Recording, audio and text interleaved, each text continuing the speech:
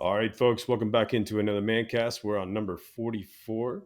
We're jumping into the divisional round now. We're going to wrap up the wild card, the wacky, wonderful wild card, super wild card weekend, and jump into the divisional round, just goofing around. I'm going to jump right to you, Ed, because I think you have a lot to say. I'm going to preface it by saying let's jump into some of the issues we have with the refereeing, but what say you first? Okay. I've been on the refs' ass all years long. We have on this podcast. And generally speaking, they've been terrible.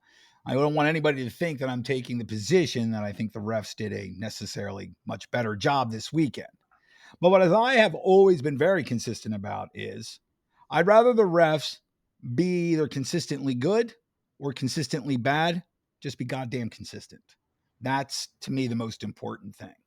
So while there were some calls here or there, generally speaking, calls were down over 30% throughout those games. The NFL is telling them to let them play ball. And generally speaking, they did. As a matter of fact, there were games like the Bill Steelers game. That entire game only had 6 flags total thrown in the entire game. Um, so those are good things. Now, on the other end of that spectrum, around the NFL average of 11 and a half to 12, that's exactly where the Chiefs game sat. And there was some not great calls there, but they weren't, I didn't see any calls where you could go, that changed the game completely.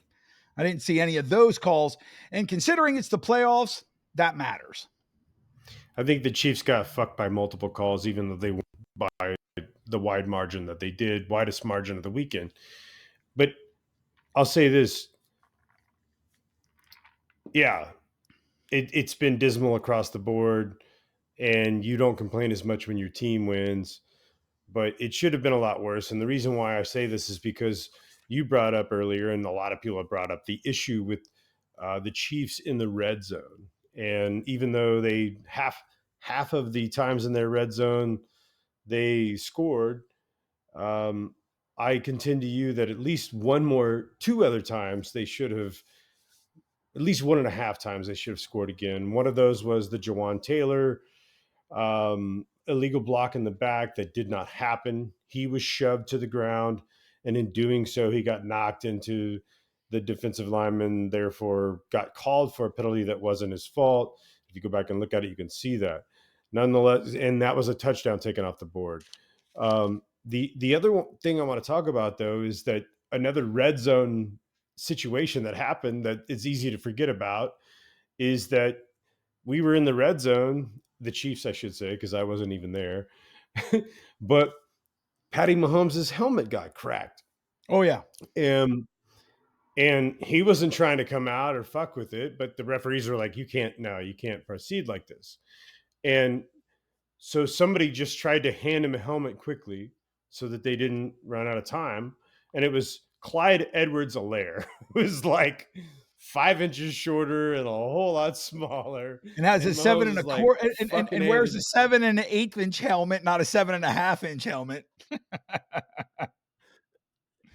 And they're like, linemen are trying to pound it on Patty's head, and it's not working. And so he goes up there and he can't even fucking see right and throws a dud, right? And then he gets taken out for a play, and then he finally gets a helmet on. But that whole red zone time there was fucked, is all I'm saying. And that was not the Chiefs' fault either. I believe there could have been, had things gone differently, there could have been you would have been 5 of 6 scores in the red zone, and it'd be a totally different argument. That's all I'm saying. So Right. Yeah, but when you win a game by 19 points, whoopie do, right? But they did not have, they had the third largest victory of margin, 31 points in the Texans game, 45-14. in the AFC, I'm sorry. And Yeah. second in the AFC, because that's the Browns and the Texans are AFC. And of course, the Bucks 32-19. That's It's a valid 21 point. points. But either way, it doesn't matter. I mean, that game could have easily been 45-7. And by Yeah, the you're way, the right. Packers game could have been 148-32. But so, It's true. but I just want to say that I think that I would rather allow the guys to play it out on the field. And again, I'll stick to the either consistently good or consistently bad, but just be consistent. Don't Sure. run the game and work with the players for 3.5 quarters and then start calling stuff you weren't calling all game long. Let them Amen. fucking play. And that's an argument, by the way, that you were making earlier in the season on the offsides on Kadarius Offsides. Toney. Who the Yep. fuck cares that he was offsides? You let him offsides 4 other times during the game. Why are you worrying about it in the fourth quarter? Which is Just be legitimate. consistent. Just be Just be consistent. consistent. Yeah. That's it. I think we saw better officiating because we saw the better officiating crews. The NFL has a lot of work to do on the officiating side, but at least we didn't have anything crazy. Fingers crossed that we don't for the rest of this run out to the Super Bowl. Because I don't want to see a Rams Saints kind of thing where somebody's literally not going to the Super Bowl because of a horribly egregious non-call or call. So hopefully the NFL is at least Yeah. trying to get this Agreed. over. Quickly, when it comes to the NFL, as long as we're talking about the Chiefs, Agreed. Taylor Swift should never be allowed to ever be in the presence or in any NFL stadium, period, forever, because I'm tired of it. Just done. I'm just so done with it. So now a couple of other things I'd like to bring up before we get into each individual game. I call it blowout wild card weekend. So except for the Lions and the Rams, they're removed from this because they actually were a game worth watching. The average score was 36.4 to 15.8. And if you get rid of garbage time for Dallas in the last 6 minutes of that game, it's actually 34.5 points to 12.5 points. So total beatdowns is what it was. Yeah. I'd like to we're going to get to some of this. These are just thoughts that came off the top of my head that I find insane to me. First off, the Dallas had 6 DBs in the game on 48 of 54 plays. Meanwhile, they have a running back rushing for almost 150 yards and beating the living piss out of them, and they make no adjustments to it at all. I mean, it's like Dan Quinn literally just said, I'm not coaching or preparing this week at all. I just don't feel like it. I don't know what happened in Dallas. We're going to get to that, but totally stupid.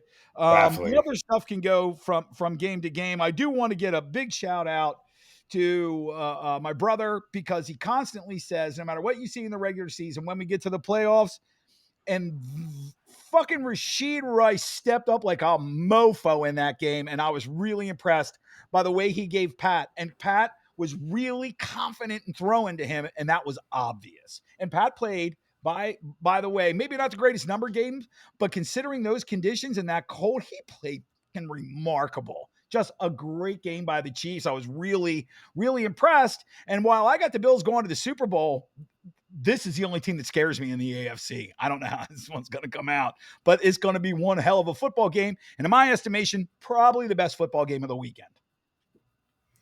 I want to say one thing about it that humbling to Chiefs and the Chiefs fans. I don't think Miami wanted to fucking be there, bro. They were miserable. Oh, They could not wait to get back on the plane and head back to Miami. but they still looked 100 times sharper and better than the Eagles and the Cowboys. So there's that. Yeah, fair enough. They were more prepared to get their asses kicked than either Dallas or the Eagles were. We're going to get to the Eagles. They quit. They didn't even show up. Whoa, yeah, bad. And Jordan Love is better than I thought he was. Very Way impressed. better, dude. I was wrong. Just completely impressed with the way he played. I'm not saying he's an NFL Hall of Famer like his predecessors, but if this kid can consistently play like this moving forward, the way he's done over the last six to 7 games, okay, great. The better quarterbacks we have in the NFL, the more I like it. So congratulations to them, and congratulations to the whole coaching staff, and congratulations to a team who knew they were playing with house money and showed zero fear and just went out there and balled. Amen. And they look great. Yeah. And I loved it. Loved the whole thing.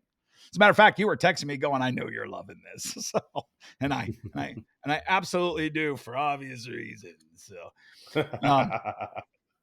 and the one thing that, cause this is not related to the all the other the best time of the NFL season.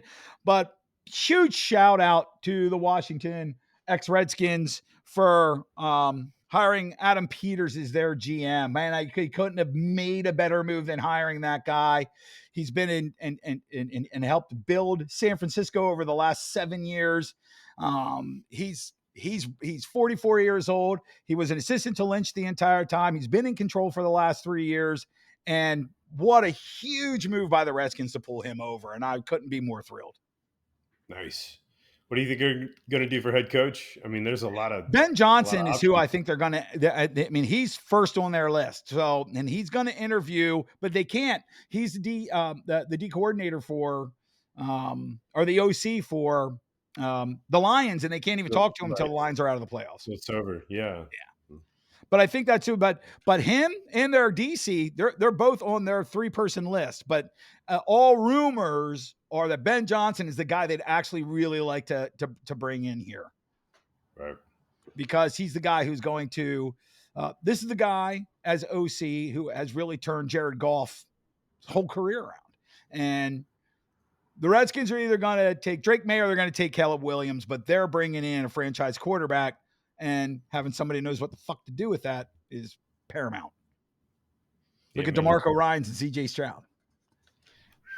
And then look what happens when an owner like Tepper forces a quarterback on a coach who doesn't want the guy that you're bringing in because he doesn't fit his plan, and then everything goes to shit. Now we're never going to know if Bryce Young would have been any goddamn good because he's never going to get a fair chance.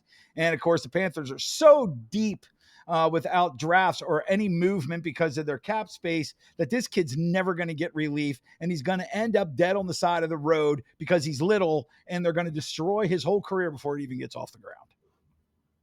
Yeah. Speaking of that, I've been wanting to run this by you as the Redskins fan that you were and will be again soon someday. So Jay Gruden, in response to the Philadelphia Eagles game, he says, if I ever put a QB through what Philly is putting Jalen through, I apologize. Pick up a blitz. And Robert Griffin puts a picture of himself up holding his glasses down saying, say what? Except for Mike Shanahan was the head coach when that happened. I was going to say it wasn't even Jay came after, right? So RG3 can go suck a dick because it had nothing to do with fucking Jay Gruden. That's why I wanted to. I'm like, am I wrong? Like, this doesn't make any sense to me. No, Mike Shanahan was head coach when he got his wheels busted out. I don't even know why he did that. It's just dumb. Well, I mean, maybe did Jay continue to ride him, or no? Jay set him down a lot, didn't he? No, Jay started Kirk Cousins because he was better. Yeah, that's why Kirk Cousins got to play. Right, there you go. So sorry, bro, that don't fly. Yeah, you missed. You fucking shot and you missed, bro. I mean, that's kind of like him. That would have been if Josh Harris, the new owner, principal owner of the Redskins, would have made a comment and he would have put himself up. Like, what about me? He wasn't the owner at that time, dude. Who the fuck cares? What are you talking about? Right. Doesn't make any sense. No, that's because not only is RG3, I think his career was cut short, and that's unfortunate for him because he could have been a franchise quarterback. But in everything I saw for him while he was in Washington, no one, even by accident, called him smart. So there's that. Just because you can ball doesn't make you smart. That's fair. So we want to get into these games? Let's do it. All right. We'll start with the Browns and the Texans, which wasn't a game. I picked the Browns only simply because nobody expects the Texans to even make the playoffs, and the Browns were literally better on everything except for the quarterback. Yep. And the Texans showed up in a way that you couldn't have anticipated. That was a beatdown. That game was over at halftime. Wasn't even worth watching anymore. Yep. And CJ Stroud is now set every fucking rookie record for his rookie season and for a rookie performance in a playoff game that has ever been set. He owns them all now. He is the greatest rookie quarterback in NFL history, period. End of sentence, period. This, and I, who was touting him right from the beginning, even I never expected this level of play out of a 22-year-old kid. It's ridiculous. I mean, there's who could have expected it. For me, it's the fact that yeah, I thought they might squeak out a win. Yeah, I chose them to win You did, by a field goal.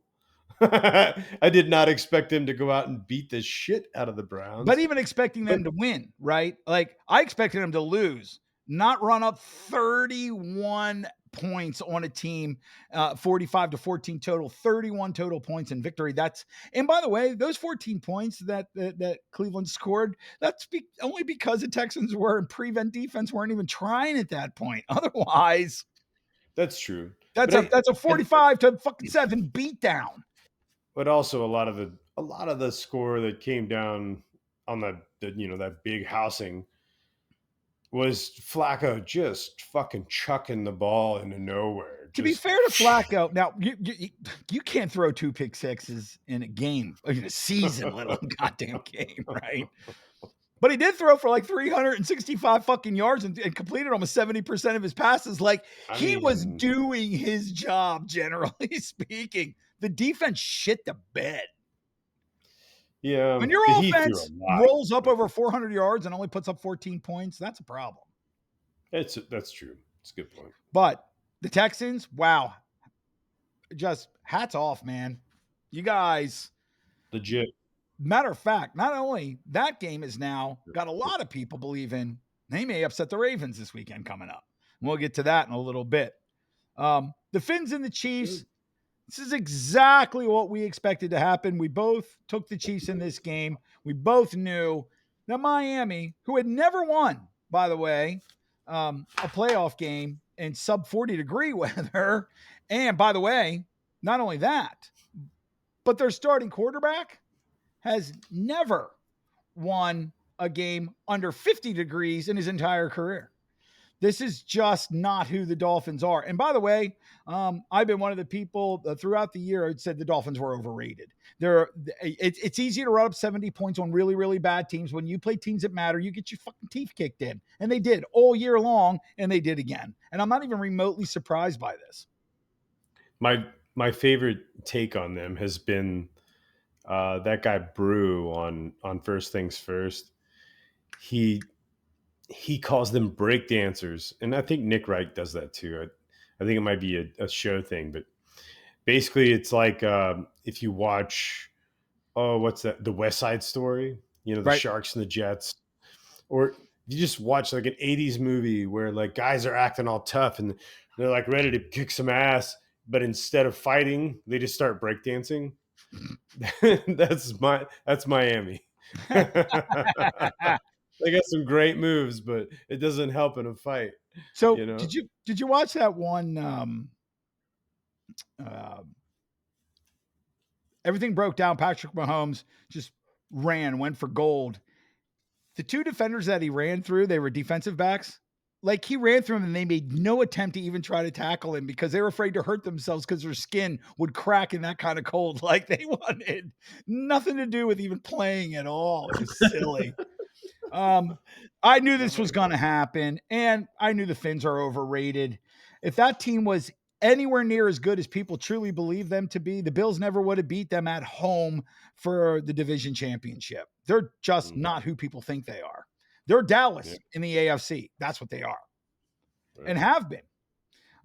Steelers, Bills, that win is expected for me. I expect Steelers Same. played a good game. I mean, they kept themselves in it into the early fourth quarter. Mike Tomlin, I can't say enough good things about him. I will say this to the people out there in this kind of a format, whether you're on a podcast or you're a talking head for a mainstream media organization, if you think Mike Tomlin should be forced out of Pittsburgh, you're an idiot, just an idiot. I don't get how this works. Teams don't go to the Super Bowl every goddamn year. They just don't. This guy's never had a losing season.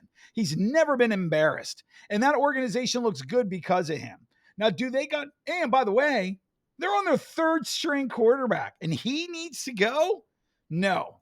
Skip Bayless and Nick Wright And Colin Cowherd, you need to go because this guy's job should never be on the line until such time as he starts having losing seasons like Bill Belichick did the last couple of years.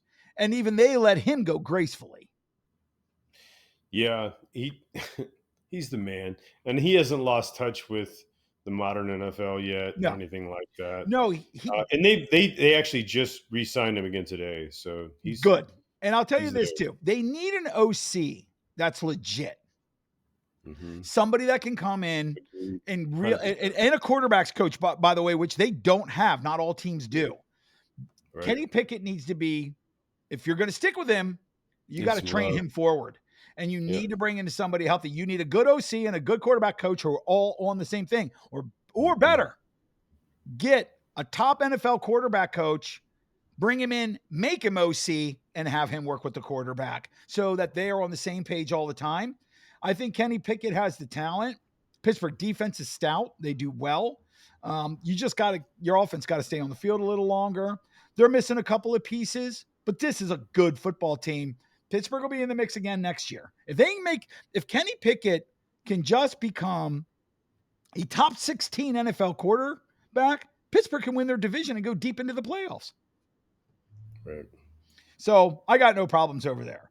The Packers and the Cowboys, as it turns out, even though that the Cowboys were at home, they forgot how to get to their own stadium, and the Packers were allowed to play against nobody because nobody showed up on that side of the field.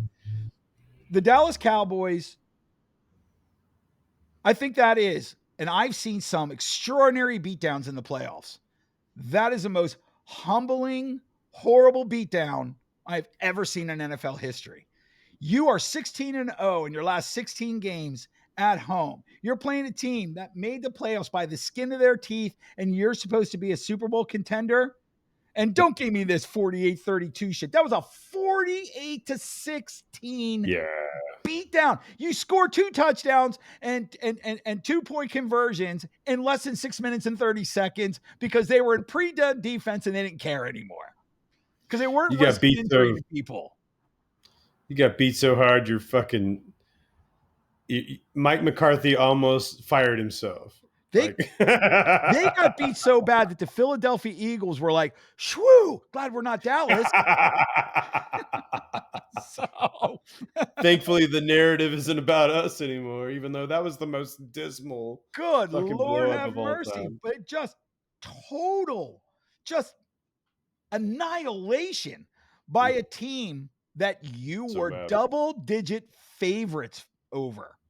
Unbelievable. They were 12 and a half point favorites in that game. Are you kidding me? And I, who love to make fun of them and constantly do, and say that they are the most predictable thing on earth, right? Because they always choke like this. Even I didn't expect this Didn't level see of that ineptitude coming. or choking. So just maybe the worst. It's not that they lost by a lot of points. It's that they quit before the game even Right, started. right. How does your coach walk out after the game? A guy who's been to and won a Super Bowl. How do you walk out in front of the press and go, "Well, we weren't prepared"? What? You weren't prepared? How are you not prepared? I would have fired him before he even got on the fuck goddamn car to go home out of the parking lot. And he needs to Oh, be fired. And Dak Prescott is exactly who I said he always is. He's nothing. He is yeah. not that guy, and he's never going to be that guy. Dallas needs to move on, mostly from Jerry Jones. Yeah. No, you're right. They certainly need to move on from Mike McCarthy. Um, I don't know what's ever going to fix Dallas, but Jerry Jones, you're right. As long as Jerry Jones is the owner, he's going to meddle in everything, and he's going to get in the way. So Yeah, what are you and he going to do? always gets it wrong. I mean, the only reason that Dak has that kind of contract is because Jerry gave it to him. Dak Mm-hmm. didn't earn that kind of contract. Dak Mm-mm. has the of of players that have won their division and multiple times and have played in more than 5 playoff games. He has the worst one-loss record in NFL history. He's 2 Right. wins and 5 losses. They've won 12 games 3 years in a row. What? They have CeeDee Lamb, for God's sake. They used to have Ezekiel Elliott. They put everything on Tony Pollard and he couldn't carry it. They're wrong in almost every move they make. They've had Dallas, an and a incredible lot of that offensive is line. Jerry's meddling. Yeah. His son Steven has got to get him out of this. Get him Mhm. out. And by the way, why does he look like he's 95 years old? Him and Jimmy Johnson played at Arkansas together, and Jimmy Johnson looks 30 years younger than him. He's got True. that. He looks like a 90-year-old man where he's always looked like he just got done crying. He's got liver spots all over his face and his hair's almost gone. Jimmy Johnson is 1 year younger than him, and Jimmy Johnson looks 30 years younger than him. He's got no It's liver true. spots on his face. His wrinkles barely even there. He's gray. He's got a full head of hair, and he's healthy. What? What's going on? Who knows? Just think that's interesting. So, could be genetics, could be karma. Stress. But we'll move on from that. We're going to skip the Rams Lions because that's the best game, and we'll get to the other shit game, which was the Eagles Bucks. If it wasn't for Dallas doing a no show so horribly bad, we'd be saying that the Eagles had the worst no show in NFL history. But no one's shocked by it because the Eagles been a no show for the last 7 games. So I don't know what's going on there, but I don't know that I'd be keeping Nick Sirianni around. I think I'd have to send him packing, dude. He's got to go. You've been knocking on the door. You have all the talent in the world. You won the Super Bowl last year. Yes. And then, I mean, I know it's normal for you to take a step back the next year, but not like that. I don't know, dude. And Not to be 10-1 and then just completely fall flat. Yeah, it's also the collapse too, right? Like that was That's a complete collapse. That's huge. Probably one of the worst I've ever seen, where a team just fell apart. And we talked about this a couple of weeks ago. This is all from inside the locker room. There's something is weird going on in Philadelphia where nobody's on the same page and everybody is upset about how things are going and they're pointing fingers at each other. Mm-hmm. And so all that team unity is gone and they're not playing for each other anymore. And it's obvious. And if they don't get that straightened out, next year's not going to be any better. No, hell no. How so they better figure something the hell out. Whether they will or won't, I don't know. And then the last game was the Rams and the Lions. And as we predicted, you took the Rams, I took the Lions. We both knew that was going to go either way. It was a fabulous football game, just fabulous. I love that they were allowed to play. They were handsy and grabbing and hitting, but nobody was getting in the way of any of that going on. And I was pleased to see that. Those teams are so equal, and I got to say, I'm glad it was the Lions, not because I picked them, but because if any franchise in the NFL needs this kind of good karma coming their way, it's that goddamn franchise. Only 2 playoff wins, not including this weekend, since 1957. Yeah, they need some good karma going their way. I prefer that outline, honestly. I prefer that outcome to the Rams winning, just because Stafford just had it. The Rams just had a Super Bowl. Like the Lions haven't had shit in so fucking long. The only reason 1957 is their last NFL championship. 1957. Reason I chose the Rams to win is I just felt like fucking Stafford was going to go home and have And something by the to way, prove. you're not wrong. Stafford bowled out all day. I love that guy, man. Oh my God, he's so good. And again, as shitty as the refereeing has been and was in that game, I think it was equally shitty for both teams, and I don't think it swung the game one way or the other. So no. And again, that goes back to our be consistently bad or be consistently good, because either way, everybody's getting the same benefit of the doubt. I wish it wasn't bad. Why can't it just be good? So, well, the NFL's got a lot of work to do on that. But I mean, if the NFL, I'm telling you right now, if we put Roger Goodell and gave him some sodium pentothal, he would admit that he would rather have all Swifties than hardcore fans because one person, Taylor Swift, would tell them to do whatever she wants them to do, and they would do exactly what she says, and they would make even more money, and they would. Yeah. I have to It's say this though. unfortunate, but it's true because the world's I've been changed. somebody I've been somebody who's hated on Taylor Swift, and it's not like I'm taking a 180 here and I'm gonna like her all of a sudden. But I will say this. I keep seeing this clip going around, and I saw it live, where they shot to her booth, to her press box and or suite or whatever you want to call it, and they're all swaying side to side and they're singing the song together, and she's really like over emphatic about it because that's her way. Right. And it's been passed around the internet as like, God damn this bitch, she's fucking ruined football, and like, and I'm starting to like kind of like go, you know what? As much hating as I've done on this girl, this woman, like some people are taking it a little too far. Like, Well, is she not allowed to have any fun? You right. know Well, what I mean? the only The thing I can problem say, is that the cameras keep panning to her. But you know what? She's yeah, but also the that's most why, famous person on the fucking planet. but that's because they're being directed to do that. Um, Yeah. and so, but I don't blame her for that. But here's the thing too. That's what I'll say about Taylor Swift. There's two things about her I can tell you for sure.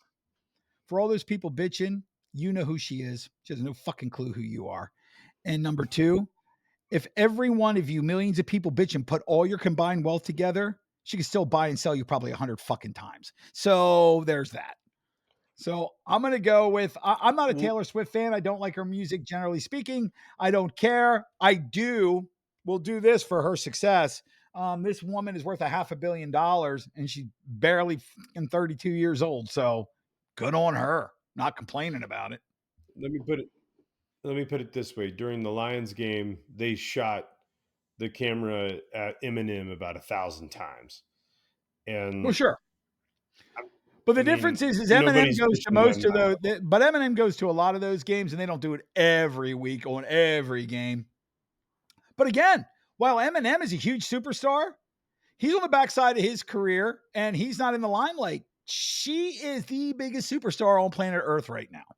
If we would have Yeah. gone back a couple of years and that would have been, say, Rihanna wasn't with Jay Z and Rihanna was dating Patrick Mahomes, it would have been exactly the same shit. It just would have been, period. I'm going to give her one more thing that my mom said I think was a good point.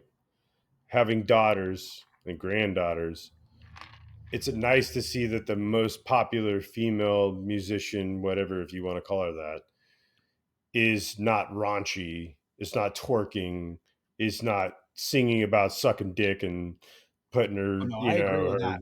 She's her no Madonna. wet ass pussy, and Pussy. like, yeah, exactly, right. So that's the thing too, right? So that's the last thing I'll say before I say, God damn it, I'm so tired of Taylor Swift. Can we talk about football? Right. Right. Yeah.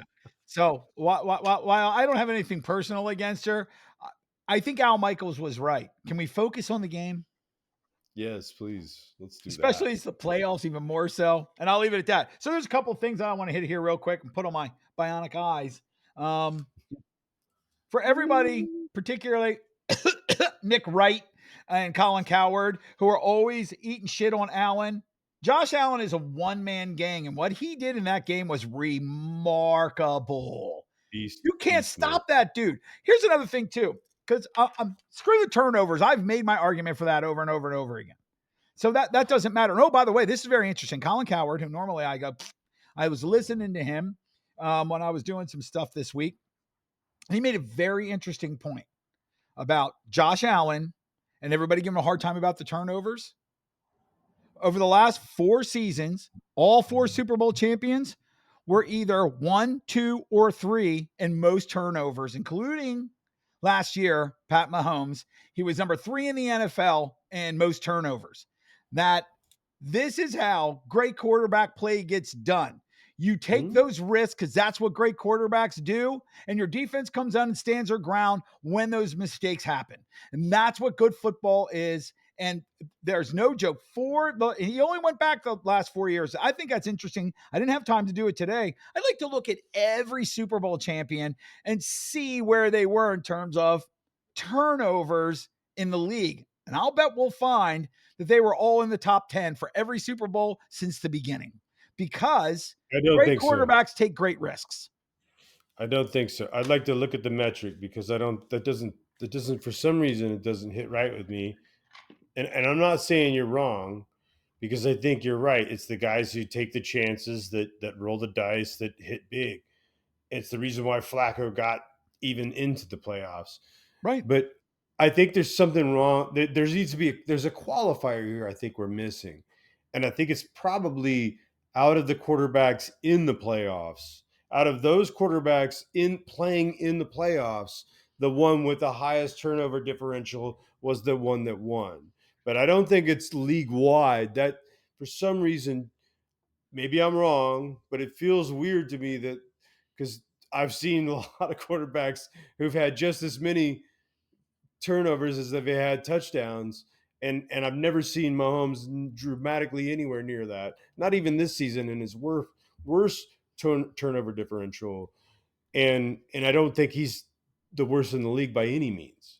So No, but last it, year, because I looked it up, he had more turnovers in the regular season than anybody except for two other players.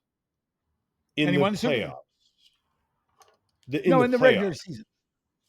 Colin how Cowherd many? didn't bring those numbers up, and I didn't have time to vet Do you them have the out. numbers? Do you have them? I'm interested. This is really interesting. So No, I only have just what he said about the regular season. I checked.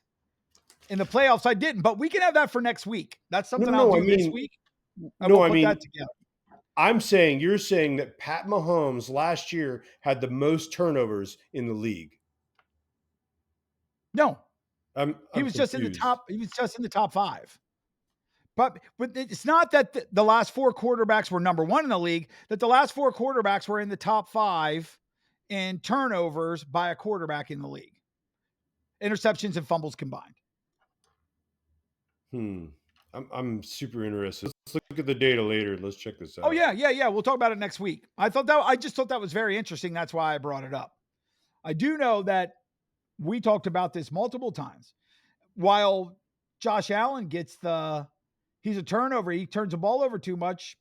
But in reality, the only guy with the better turnover ratio than him is Pat Mahomes, and he's number 2 touchdowns to turnover ratio. Like this year, he turned the ball over 20 times. Seems like a lot. Except he scored 44 I know, touchdowns. and So you got to balance all that out. not as a passer though, because so much of Josh Allen's game is running the football, and I Well, think sure. that skews a lot of that Well, it number doesn't, there. because the more Don't get you me wrong; it run, doesn't take it away. but the more you run, the more likelihood that you could fumble too. But also, the fumbles are calculated in with that interceptions as well. It's So way it's total easier to get touchdowns against total intercepted. turnovers, not interceptions. No, I feel you. I'm just saying, you, you're judging one as strictly a passer normally, and one is almost a third of his game Well, is nobody in running. today's NFL, especially at the league top, It's Mahomes, hard to Allen, make that comparison. Jackson, Burrow, these guys run is way more than your standard typical Not NFL like quarterback. Josh, not like Josh, the fucking man Allen. That guy is a fucking monster, dude. Well, he gets away with more I'm than not most hate. because I'm not he's hating six on foot his five, game. Don't two get me hundred wrong. forty five pounds. I'm not hating on his game because I wouldn't take anything away from Lamar Jackson for being a quarterback who could run. Right. You know what I'm Difference is saying? though, Lamar Jackson, 6'1", 215. So he's more prone to injury than Josh. Josh Allen, in his Fair. entire career, 6 years now as a starter, he's only Mm-hmm. missed 2 games from an AC joint in his second year. That's it. It's crazy. I know. So he's as locked in as you're going to get. But here's the deal. He's 6'5", 245. It's ginormous. He Um, he he makes Mahomes look small, dude. But yeah, he's a one-man gang. The guy's amazing. CJ Stroud, otherworldly. The Chiefs finally finding a decent passing game. Love just being 1,000 times better than we ever thought he was. We just learned so much. And funny with the Chiefs, because you had said over and over and over and over and over again, wait till the playoffs start. Well, you were right about that, because that's the Chiefs. And that's what, by Yeah, the way, good football teams do. yeah, Even when they're not having their yeah. They best don't sneak year, their way in. They still come into the playoffs and punch you in the fucking mouth. Mhm. That's just a different mindset. It's a I different will say culture. this, and I will say this: the NFL. We have spoken often since we started this podcast about how great it is for the NFL to have so many great quarterbacks, and currently they really do have quite a lot of great quarterbacks. But there is a Amen. difference between elite quarterbacks and the guys who are just in a whole different other space. And this year, I think more than last year, we saw that separation of who those guys are. And the Josh Allens and the Mhm. Patrick Mahomes, and this year in particular, and only could have been this year, a CJ Stroud. They have separated, and Deshaun, excuse me, Lamar, they have separated themselves from the rest of the pack. I'm not sold on Brock Purdy yet. I need him to win a game when it's on him to win the game. And he's never done that That's in his fair. career. All these other quarterbacks Yeah. have. Yep, So you're we'll not see what wrong, happens dude. because now we're going to go through this week's divisional round. So there's Let's only do 4 it. games. And the very first one is the Texans and the Ravens, 4:30 on Saturday. This game is intriguing to me because I really, really, really want to pick the Texans. I just do. And it's because of an article that guy I had is that there you go. So that gentleman, by the way, because I forgot to say, Chad and I are tied right now in the playoffs. We're both 4 wins, 2 losses. At 66%. It's right along where we've been all year long. Not surprised by that at all. Right. The only thing that I can say, and I said it earlier, and I'll repeat it, is both of us should have known better than to take Dallas, and we should be 5-1. Because we know better. We just know better. Yep. So the Texans and the Ravens I find really intriguing because the Texans are doing what most people would call, they're playing with house money. They literally have nothing to lose. They're going to play in a different mindset because Lamar Jackson's playoff record is shit. He's 1-4. It's terrible. Do you know that Baker Mayfield is 2-1? Right? Yep. Career. Lamar Jackson is Lamar. 1-4. So much And pressure on so, his shoulders, bro. oh my God. Oh my God. And the Texans, this is to me, what we saw with the Texans is when you see a team and the whole coaching staff through all the players, they went up to the next level and we watched it happen in real time. They're not Right. going to go into Baltimore and lay an egg. They may not win, but they are not going to shit the bed. They're going to show up and they're going to play. Yep. Now the question is if the Texans rattle Lamar and he feels like that he's sliding down that hole again, like what happened to Dak in the first quarter, will he eat shit? So that's a very interesting question to me. My brain tells me that the Ravens should walk away with this with no problem.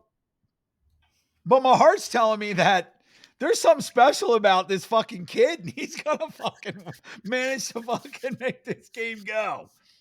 So It's exciting. I know What do you're you got? taking the Texans, obviously, and I'm gonna go with the Ravens just because they're at home, and that is the only reason I am taking them. Is home field Fair. advantage. That's it. Got nothing else. I do Fair, think, sir. however, Fair. I do think it's going to be a very close game, like a 27-24 kind of game. And I think that CJ Stroud's going to play great. But I think that the Ravens overall are just probably a better football team. But we're going to find out. Look, if I'm wrong here, I won't even be remotely shocked. And by the way, I want to say this for the record so everybody understands. If the Texans wins, I'm going to claim that I chose them. So there you go. The Ravens just got Mark Andrews back. That I don't know helps. if I know. anybody. This makes a big difference. It's like a primary target of Yes. Lamar, dude. Huge. And So and I anyway, do think Lamar Jackson's he's had a pretty great year, but he's at home. If he was on the road, I'd be more concerned. But I think it's going to be a great game. I actually think that it's like I don't think the Packers and 49ers are next. And to expand upon that, while I loved what Jordan Love did, 49ers are going to win by double digits. I can't see the 49ers losing to this team. They're just it's While what? I've never seen San Francisco completely implode and shit the bed in the playoffs over the last handful of years. They're not the Dallas Cowboys, right? They No. have one of the premier coaches in the NFL. They have a staunch top 10 defense, and they have more talent on offense that you or I could actually we could have probably still won the division. We wouldn't have gone and won 13 games. We would have won 11. And I'm 58.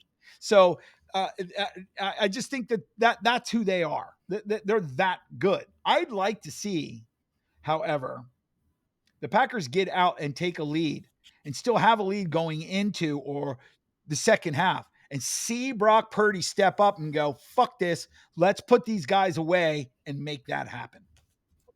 Don't manage the game, play it. Well, I'm with. I agree, but I'm also with you. The Niners are going to win this, and I think it's going to be going away. It's going to be double digits. We're looking at like a 21-34 kind of situation, and Yeah, big time Niners I'm win. yeah, So I'm figuring double digits, like a 31-21 kind of thing. Um, because mhm. Dallas, Green Bay's defense isn't that good. Dak Prescott played like garbage because that's what he does in big moments. But Green Bay's defense coming Mhm. into all of this wasn't even ranked in the top 20. They're not that good. And they're playing the number one offense in the NFL if we're just talking pure talent. So I think Christian McCaffrey's not going to have much problem there in San Francisco. Debo Samuel, Ayuk, Kittles. It's just so much offense on that team. So yeah, I think they'll be okay. Bucks and the Lions. The buck stops here. The Lions are going to win this game. They're at home. They seem to be marching on pretty good. I hats off to Baker Mayfield. What a great game he played against the Eagles. But again, the Eagles have been shit for weeks, so I don't know exactly what it says. Other than Baker Mayfield's getting a big contract from the Bucks because they're not going to let him go because there's no reason to. Here's to the Big Show. Tip of the cap, sir. You've done a wonderful job this season, much better than anybody expected. You took the freaking Bucks to a Time out. playoff. I don't mean to You, interrupt, Chad. Time out.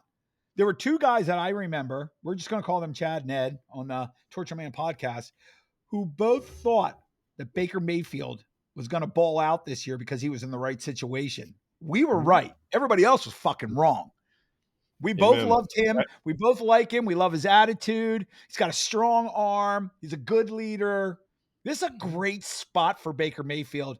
And if the Bucks are smart, they'll sign him to a long-term contract. He's also had an actual incredible season Yes. statistically. Oh, yeah. His best season in his Yeah, career. and one of the best for the Bucks, to be honest. Like statistically, it's Yeah. one of the Oh, best they've had. his numbers compared to Tom Brady from last year, or even their playoff run Yeah, for the Super Bowl. Baker's yeah, numbers are better. I Period. know. Yeah. Playing with less So, talent. He doesn't have Gronk to throw a tight end, right? well, yeah. But he still does have Godwin. He still has Mike Evans, and those are two very, very underrated wide Mhm. receivers.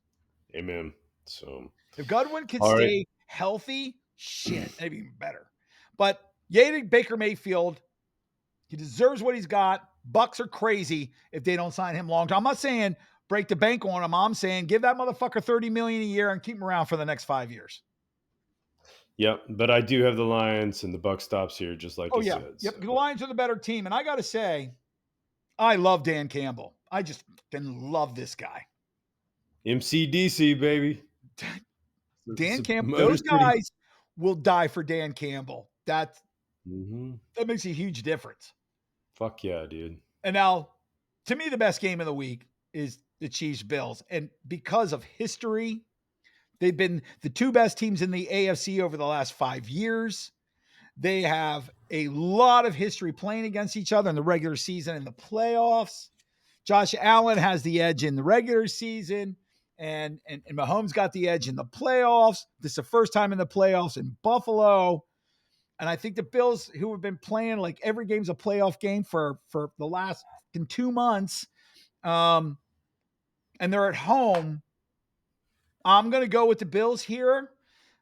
but not because I necessarily think they're the better football team. I think I this is already the wrote best it down. position. I think this is just the best position they've been in to beat the Chiefs because I've been the Bills guy, all year long. I don't care who wins the Raven Texans game. It's better for the Bills if the Ravens shit the bed, but my money's on the Bills to go to the Super Bowl. It's just straight up. I expect them to win, but this game's going to be like the Detroit Rams game. I expect this game to be 27-26, 27-24. This is going to be a dogfight, and it's going to It's be the always a best grudge game of the match. weekend. It's always a grudge match when these two show up together. Pat It's Mahomes typically isn't rolling over for Josh Allen. It's going to be fun to watch. this has typically happened in Arrowhead, in the Arrowhead Invitational, and we've had a little bit of home field advantage there. Um, Let me just read you something about Josh Allen this season at home. He's 8-2 at home, where he's 4-4 on the road. He's almost a full yard more passing per attempt. Touchdown to interception ratio, he has 21-7 at home, Woo! 11 and 11, 11 and 11 on the road. That's big. Um, passer rating, 104.3 at home, 83 on the road. Fumble loss ratio, lost 1 at home, lost 3 on the road. And team points per game, almost 29 at home, 24 and a half on the road. And He's a homeboy. oh yeah, not most are, but that's pretty glaring because of all his turnovers. Um, he had 7 at home. When you add in the fumbles, he had 8 turnovers at home. You add in the fumbles, he had 14 turnovers, twice as many turnovers on the road as opposed to home. That's big. Yeah, That's big. I know. So I But expect him to play a really good game. I think that nothing makes me more excited to watch a football game than to watch the two best quarterbacks in the NFL go head to head. Mhm. And Nothing. these guys respect each other on that level This is too. the modern era Peyton Manning and Tom Brady, Tom Brady, or in the 90s, John Elway and Brett Favre. right? You love to 100%. watch the two best just clashing Yep. and getting Yep. into it. They play regular season almost every year because they're always winning their divisions. They meet in the playoffs almost every year. This is football at its finest. And Oh both, yeah. whoever wins this game, even if the Bills were to lose, I got them going to the Super Bowl. If the Chiefs pull this off, they'll smoke the Ravens or the Texans. They're going to the Super Bowl. Yeah, I think the winner of this definitely goes to Super Bowl. That's my Yeah. call. Yeah. On the Yeah, other no doubt. side, I think the Lions can beat the 49ers, but I don't want to go out and exclaim it yet. I have to see how Brock Purdy, if they can get him in a disadvantaged situation, how he responds to it, because we just don't have a lot of that on record to be able to go back and look at, right? Right. Right. Because I think the Lions, if they get off right and the Niners are there, if they get ahead, and I think the Packers at the front of the game have enough firepower at first. And obviously, they know how to coach up a game and have a great game plan after what happened last weekend. If they can get Mhm. out ahead of the Niners, does Brock Purdy, like a Dak Prescott, cave and fall apart? When he doesn't get his first reads, does he get confused and upset? Right? It's going to be interesting to see because Green Bay We've seen proved it. last week, because everybody worth their salt, not me and you, uh, who does NFL for a living, would have told you that Dak Prescott was far and away better quarterback than Purdy during the regular year. They deserved MVP consideration. Mhm. And Green Bay just punched him right in the mouth. If they do the same thing to Mhm. Purdy and he caves, that'll be interesting to see.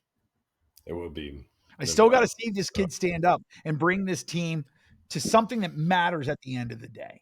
And we're going to find out. I think all these matchups are good. I actually think, except defensively, no, but all offense to defense, the Packers offense against the Niners defense is a good matchup for the Packers. And the Niners defense against a offense against the Packers defense is also a good matchup. This game could be a 42-35 shootout. Who the fuck knows? It's going to be It fun. could But be. one thing I learned last week is that You are not going to give Jordan Love to cave. You're not. That boy can play. And both of us were waiting to see if he could actually do it. Well, son of a bitch. That He boy can answered the play. bell. He, Yep. he did. And when I'm wrong, I'm wrong. This kid's Yep. a true NFL quarterback. Whether he's a Hall 100%. of Famer like his predecessors, we're way too early. But is this a guy who can lead his team to victory? Absolutely. I was wrong. Jordan Love is a legitimate quarterback in the Yeah, NFL. he Yep. is. He made Dak Prescott look like dog shit by comparison on Dak's own home field. That's Yep. what good quarterbacks do. Amen. Hands So down. So, all right. this should What be do a you think, very boss? interesting weekend. I'm so excited about this week. And the only thing that really pisses me off about all of this shit is that you and I live 800 miles apart and we can't watch these goddamn games together. That would That's help. about it. It's about the only thing that pisses me off. Fair enough. But at least we have So the opportunity to get together and talk about them. So, that's right. So okay. for everybody who's listening and everybody who loves football or just loves to listen to us talk shit, because we're really good at doing that. We appreciate all of you. Please like and subscribe. Stick with us. This is only starting the Super Bowl. This is going to be amazing. Thank you for tuning in. Appreciate you. Much love and peace out. Peace.